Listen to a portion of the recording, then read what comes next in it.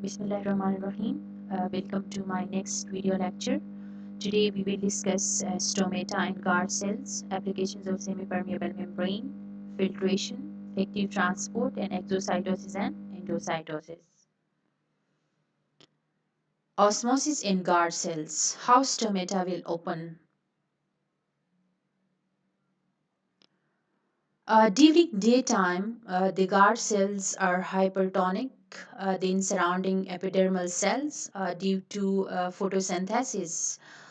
More glucose will form.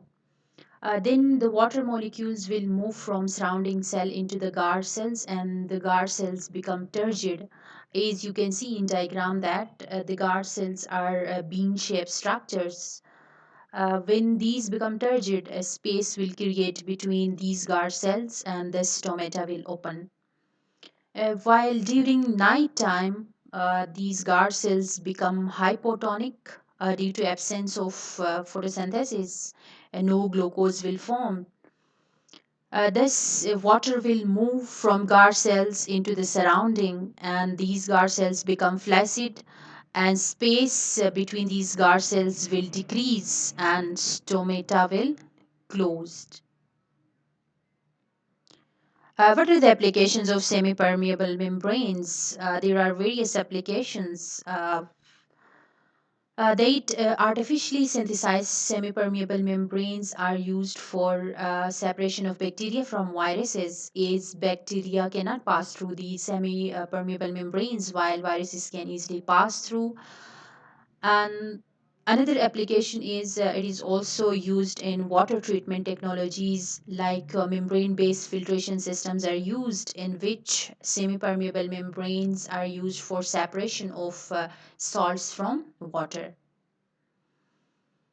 What is filtration? It is the process by which small molecules are forced to pass through a semi-permeable membrane under water pressure or blood pressure. Here you can see in diagram that uh, cell membrane of capillary wall from where small molecules can easily pass through the semi-permeable membrane, जबकि large molecules pass नहीं हो रहे हैं under blood pressure.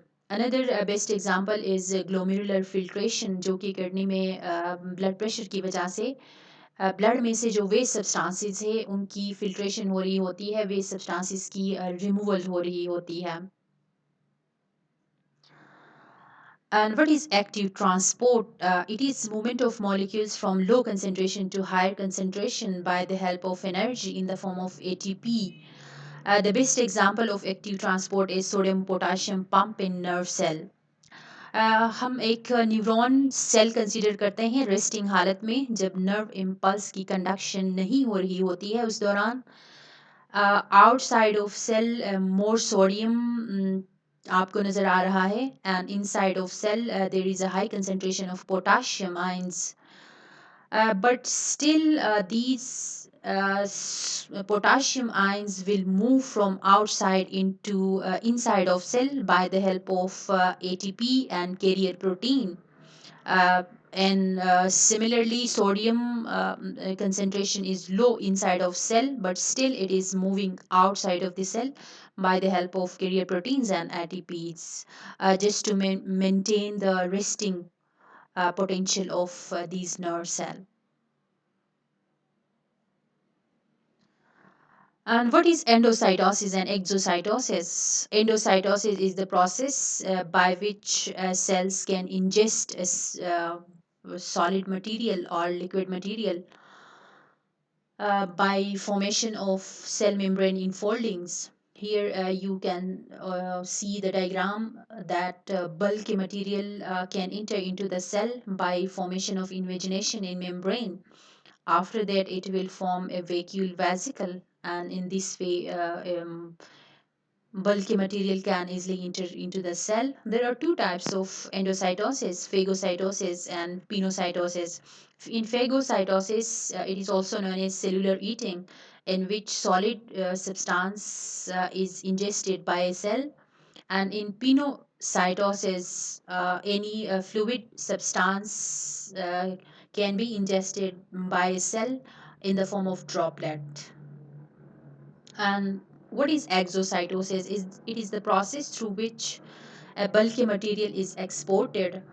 And in diagram, you can see that bulky material to be exported is first surrounded by a membrane. After that, this membrane will fuse with the plasma membrane of cell, and in this way it is ejected from the cell into the surrounding.